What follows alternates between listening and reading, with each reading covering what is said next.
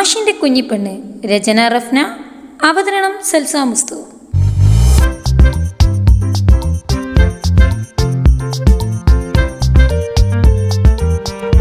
രാവിലെ അരണ്ട വെളിച്ചത്തിന് പുറമെ അവിടെ മുഴുവൻ കത്തിച്ചു വെച്ച മെഴുകുതിരിയുടെ പ്രകാശത്തിൽ അഞ്ജുവിൻ്റെ കണ്ണുകൾ വിടർന്നതും കവിൾ ചുവക്കുന്നതുമെല്ലാം നോക്കിക്കാണുകയായിരുന്നു അരുൺ.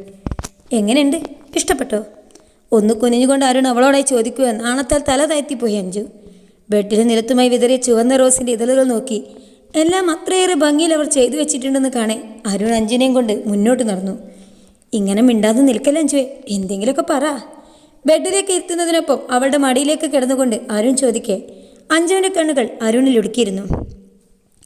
കൂടെയുള്ളത് എൻ്റെ പ്രണയമാണ്. ഞാൻ സ്നേഹിച്ച് സ്വന്തമാക്കിയ എൻ്റെ പുരുഷനാണ്. ഞങ്ങൾക്കിടയിൽ പ്രണയത്തിൻ്റെ പലതരം ഭാവങ്ങളും ഒഴുകിയിറങ്ങിയിട്ടുണ്ട്.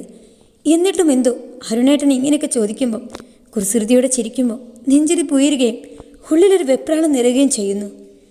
എന്താ അഞ്ജു നീ ആലോചിക്കുന്നേ? പെട്ടെന്ന് നിന്നോട് പറയാതെ ഇങ്ങോട്ട് കൂട്ടിക്കൊണ്ട് വന്നത് കൊണ്ടാണോ? അതോ ഇതൊന്നും ഇഷ്ടമായില്ലേ? വെപ്രാളത്തോടുള്ള അരുണിൻ്റെ ചോദ്യം. അവൻ്റെ ഉള്ളിൽ അഞ്ജുവിനെ എന്തെങ്കിലും ഒരു രീതിയിൽ വേദനിപ്പിക്കുന്നത് ചിന്തിക്കാൻ പോലും കഴിയാത്ത ഒന്നായതുകൊണ്ട് തന്നെ അവൻ ചോദിച്ചു പോയി. അങ്ങനെയൊന്നുമില്ല അരുണേട്ടാ. അരുണേട്ട എങ്ങോട്ട് വിളിച്ചാലും ഇറങ്ങി വരുന്നതിൽ എനിക്കൊരു സന്തോഷമേ ഉള്ളൂ. ബെഡിലെ റോസിൻ്റെ ഇത് കയ്യിലെടുത്തുകൊണ്ട് അഞ്ജു പറയുമ്പോൾ അത് കേട്ട് അരുണിൻ്റെ കണ്ണുകൾ വിടർന്നു. എന്നതാ എനിക്കിപ്പോൾ ഉമ്മ തന്നെ. ഇടത്തെ കവൾ മടിയിലേക്ക് ചേർത്ത് വലത്തെ കവൾ കാട്ടി ചോദിക്കുന്ന അരുണിനെ അഞ്ജു നാണത്തോടെ നോക്കി. അരുണിനെ കാത്തുകൊണ്ടുള്ള കിടപ്പ് കാണെ അഞ്ജു ചിരിയോടെ മുഖം കുനിച്ചുകൊണ്ട് കവളിൽ ചുണ്ടമർത്തി. ശേഷം നെറ്റിയിലും ഇരു കണ്ണിലുമായി മുത്തി. അവസാനം അരുണിൻ്റെ ചുണ്ടിലേക്ക് അവളുടെ ചുണ്ടുകൾ ചേർത്ത് വെക്കെ അരുണിൻ്റെ കണ്ണുകൾ വിടർന്ന് കൈകൾ അഞ്ജുവിൻ്റെ ടോപ്പിലായി പിടുത്തമിട്ടു. കണ്ണ് ചിമ്മി ചിരിയോടെ അകന്നവളെ അരുൺ കുസൃതി ചിരിയോടെ നോക്കി. അഞ്ജു നോക്കുമ്പോൾ അരുൺ കള്ളച്ചിരിയോടെ നോക്കി നിൽപ്പാണ്. അത് കാണെ അഞ്ജുവൽ ചമ്മൽ നിറഞ്ഞു. കൈകൾ കൊണ്ട് അരുണിൻ്റെ മുഖം പൊത്തിപ്പിടിക്കെ അരുൺ ആ കൈകൾ എടുത്തു മാറ്റി അഞ്ജുവിൻ്റെ വയറിലേക്കായി മുഖം അമർത്തി. അഞ്ജു ഇക്കിലെടുത്ത് കുലുങ്ങി ചിരിച്ചുപോയി. കുതറിക്കൊണ്ട് അകറ്റാൻ നോക്കിയവളെ അരുൺ അപ്പോഴേക്കും ബെഡിലേക്ക് ചായച്ചു കിടത്തിയിരുന്നു. മുന്നിൽ പനിനീർ പോലെയുള്ളവരുടെ കിടത്തം കാണെ അരുൺ അവളെ വലിഞ്ഞു മുറുകാൻ തോന്നി. അതിലുപരി അഞ്ജുവിനോടുള്ള പ്രണയം ഹൃദയത്തിൽ കിടന്ന് തിളക്കുന്നുമുണ്ട്. നെഞ്ചിൽ പെയ്യുന്ന പേമാരി അവളിലേക്ക് ഒന്നാകെ ഒഴുകാൻ ആഗ്രഹിക്കെ അരുണേട്ടാന്ന അഞ്ജുവിൻ്റെ വിളി. ആ മുഖം കൈകളിലായി എടുത്തുകൊണ്ട് ചുണ്ടുകളെ പൂർണ്ണമായി കവർന്നെടുക്കാൻ അധിക സമയം വേണ്ടി വന്നില്ല.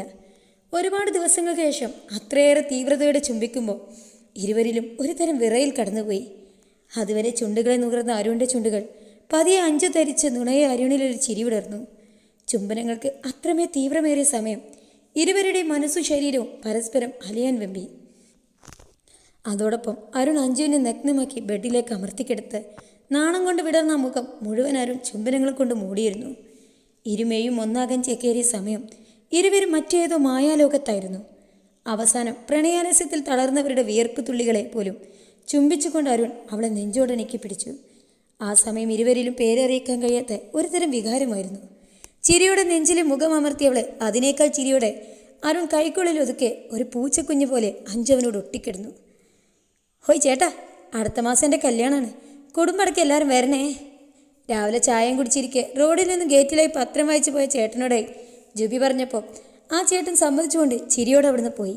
ഡി പിന്നിൽ നിന്നുള്ള അലറ കേട്ട് ജുബി കുടിച്ചുകൊണ്ട് നിന്ന് ചായ തുപ്പിക്കൊണ്ട് തിരിഞ്ഞു നോക്കേ പിന്നൊരു ഉമ്മ. എന്തേ ജിനു, നീ ഇങ്ങോട്ട് വന്നേ. എൻ്റെ റബ്ബേ, ഈ പെണ്ണ് കുടുംബം നാറ്റിക്കോ. അതിന് നാറാൻ എന്തെങ്കിലും ഉണ്ടോ? വേണ്ട, നീ ഈ കുടുംബത്തിലുള്ളതാണെന്ന് മറക്കണ്ട. ഓ കാണാൻ പറ്റുന്ന കേൾക്കുമ്പോഴേക്കും ജുബി ബേബി സെറ്റും കരിവാളയും വാങ്ങാൻ ഇറങ്ങുന്ന ഈ പൊട്ട കുടുംബത്തിലേക്ക് എന്നെ കൂട്ടണ്ട. ഗേറ്റ് തുറക്കുന്ന ശബ്ദം കേട്ട് ജുബി ഉമ്മയും ജിനുവും കൂടെ അങ്ങോട്ട് വരുന്ന ആളെ കാണേ പരസ്പരം നോക്കിപ്പോയി. കുറേ നേരം ഇരുന്നിട്ടാണെന്ന് തോന്നുന്നു. മൂടൊക്കെ വല്ലാത്ത വേദന. ഞാൻ പോയി ഒന്ന് ഉയിഞ്ഞു കുളിച്ചിട്ട് വരാം. അകത്തേക്ക് തോണ്ടിക്കൊണ്ട് പോകുന്ന ജുബിയെ ജിനു കൂർപ്പിച്ചൊന്ന് നോക്കി. മൂത്താപ്പ ഇങ്ങോട്ട് വരണമെങ്കിൽ കാര്യമായി എന്തോ ഉണ്ടല്ലോ ഉമ്മ. എൻ്റെ ഭദ്രങ്ങളെ, ആ പോയ സൈത്താൻ ഇപ്രാവശ്യം എന്താണ് ഒപ്പിച്ചു വന്നത്? പടച്ചോനറിയാം. അകത്തേക്ക് കയറി വന്നിരുന്ന ആളെ അടുത്തേക്ക് ചെന്ന് ജിനു സുഖവിവരങ്ങൾ ചോദിക്കേ ആ മുഖം അത്ര നല്ലതെന്ന് അവർക്ക് മനസ്സിലായി. എന്താ മൂത്തപ്പ കാര്യം? എന്താണെങ്കിലും പറഞ്ഞോളി. ജിനു മയത്തിൽ ചോദിക്കേ ആള് തുണിയൊന്ന് മുറുക്കി കെട്ടിക്കൊണ്ട് അകത്തേക്ക് പാളി നോക്കി. ജുബീനെന്തേ? അകത്തുണ്ടാകും, വിളിക്കണോ? ഉമ്മ ചോദിക്കേ ആൾ വേണ്ടെന്ന് തലയാട്ടി. ഞാനിപ്പോൾ വന്നത് എന്തിനാണെന്ന് ജിനുവിനറിയാലേ. എനിക്കോ? ജിനു ഞെട്ടി ഉമ്മാനെ നോക്കി അവിടെ നോക്കി പേടിപ്പിക്കുന്നുണ്ട്. ഹാ, നിനക്ക് തന്നെ. കഴിഞ്ഞ ദിവസം ഞാൻ വിളിച്ചപ്പോൾ ഒരു കാര്യം സൂചിപ്പിച്ചിരുന്നു, മറന്നോ അത്? ആ ഇല്ല, മറന്നിട്ടില്ല. ജിനി ഇടം കണ്ടിട്ട് ഉമ്മാനെ നോക്കിയപ്പം അവിടെ കാര്യം അറിയാനുള്ള ആകാംക്ഷയിലാണ്. ബീഗം ഇങ്ങനെ ആലോചിക്കണ്ട, കാര്യം കല്യാണം തന്നെ. നമ്മുടെ കുടുംബത്തിൽ കേട്ടുപ്രായമായി കഴിഞ്ഞതും നിൽക്കുകയുള്ളവിടെ അനിയൻ്റെ വീട്ടിലാണ്, അല്ലേ ബീഗം? ആ അതെ. ഉമ്മാക്കത് കേട്ടപ്പോൾ ഒരാശ്വാസം. കാര്യം കല്യാണക്കാരിയാണല്ലാതെ കഴിഞ്ഞ പ്രാവശ്യം വന്നതുപോലെ അടുത്തുള്ള LP സ്കൂളിലെ മാങ്ങക്കട്ട കേസ് പോലത്തതൊന്നുമില്ലെന്ന് അറിഞ്ഞപ്പോൾ മൂപ്പത്തി ഹാപ്പി. അപ്പോൾ പറഞ്ഞു വന്നത്, അസീനോട് ഞാൻ കാര്യം പറഞ്ഞു. എന്നോട് പറഞ്ഞത് മകളോട് ചോദിച്ചിട്ട് അവൾക്ക് സമ്മതമാണെങ്കിൽ എന്താ ചായക്കോളാനാണ്. ഒന്ന് ലീവ് ഒത്തു വന്നാൽ നാട്ടിലെത്താമെന്നും പറഞ്ഞു. ഇനി നിങ്ങൾ പറയും, എന്താ ജിനു നിൻ്റെ അഭിപ്രായം? എനിക്ക് വിരോധമൊന്നുമില്ല മുത്തപ്പ. എനിക്ക് എൻ്റെ മുഞ്ചത്തിനെ കിട്ടിയാൽ മതി. അപ്പം അവൻ്റെ കാര്യമായി. ഇനി എന്താ ഓള കാര്യം? ജുബി ഇവിടെ ഉണ്ടോ? ഞായറായതുകൊണ്ട് ക്ലാസ് ഉണ്ടാകില്ല, അറിഞ്ഞു വന്നതാ. നീ പോയി വിളിച്ചു വാ. കേട്ടതുമ്മ അകത്തേക്ക് പോയി. എല്ലാം കേട്ട് വാതിലിൻ്റെ പിന്നിൽ നിന്ന് ജുബി ആകെ ഞെട്ടി നിൽപ്പായിരുന്നു. റൂമിലൊക്കെ നോക്കി അവളെ കാണാതെ ഉമ്മ ഇറങ്ങിയപ്പോഴാണ് ഇവിടെ എത്തിയെ കണ്ടത്. അങ്ങോട്ട് ചൊല്ലി ജുബി, മൂത്താപ്പക്ക് എന്തൊക്കെയാണ് ചോദിക്കാനുണ്ടെന്ന്. ജുബിയെ തള്ളി ഉമ്മ ജുബിക്ക് പോകേണ്ടി വന്നു. മൂത്താപ്പ കാര്യങ്ങൾ ചോദിച്ചിട്ടും മിണ്ടാതെ നിൽക്കുന്ന ജുബിക്ക് പകരം ഉമ്മയും ജിനുവാണ് മറുപടി കൊടുത്തത്. അവൾക്ക് എതിർപ്പൊന്നും ഇല്ലെന്ന് ഞങ്ങൾക്കറിയാം. ഇന്നലെ കൂടെ അവൾ വയസ്സായി എന്ന് പറഞ്ഞ് നടക്കായിരുന്നു. ഉമ്മ ഒന്ന് പോവണേ, കാര്യം വന്നപ്പോൾ അവളെ നാണം. ഉമ്മ ജുബിയുടെ കൈക്കൊരടി. ഒരു ഭാഗത്ത് ഉമ്മയും ജിനുവും സമ്മതം പറയുമ്പം ഒരുത്തിയുടെ കിളി പാറി നിൽപ്പായിരുന്നു. അവസാനം അടുത്ത മാസം തന്നെ കാര്യങ്ങൾ ശരിയാക്കാമെന്ന് കൂടെ കേട്ടതും ജുബി ബോധം പോയില്ലെന്ന പോലെ അവിടെ നിന്ന് പോയി. ജിനുക്കാക്കൂ, ഓൾ ദ ബെസ്റ്റ് അക്കരെ. മൂത്താപ്പ പറഞ്ഞത് കേട്ടില്ലേ, എനിക്ക് പറ്റുന്ന പെണ്ണിന് ഒരാഴ്ച കൊണ്ട് പോയി കണ്ടുവരാൻ. നിനക്കൊണ്ട് ഒരുങ്ങി നിൽക്കാൻ സമയം. ഒരേ പന്തലിൽ ഒരുമിച്ച്. അയ്യടാ, ഇപ്പം സന്തോഷമായില്ലേ? പോട പൊട്ടി. ഡീ അതൊക്കെ നിന്നെ മറ്റവനെ ചെന്ന് വിളിക്കടി. മാരഭൂതമേ, എന്നെ ചതിച്ചതാണല്ലേ? നീയല്ലേ പറഞ്ഞത് 2 ദിവസത്തിനുള്ളിൽ നിന്നെ കാണാൻ ഒരു കൂട്ടർ വന്നിരിക്കണമെന്ന്? എന്നിട്ടിപ്പോൾ ചെയ്തു തന്നിട്ട് കാക്കു റാഷിക്ക പോയി കേസ് കൊടുക്കടി. അവന് നിന്നെ വേണമെന്ന് കാണട്ടെ. ഇനി നിങ്ങളുടെ കാര്യത്തിലേക്ക് ജിനു ഇല്ല.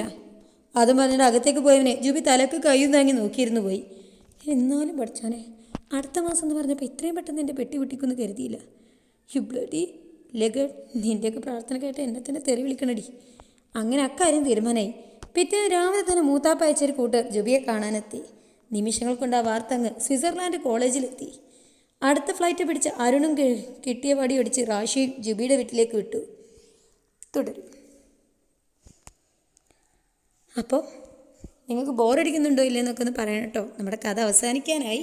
അപ്പോൾ നിങ്ങളുടെ സപ്പോർട്ട് നിർബന്ധമാണ്. നിങ്ങൾ സപ്പോർട്ട് തരുമെന്നുള്ള ശുഭ പ്രതീക്ഷയിലാണ് നമ്മൾ മുന്നോട്ട് പോയിക്കൊണ്ടിരിക്കുന്നത്. അപ്പോൾ നമുക്ക് കാണാം. ബൈ.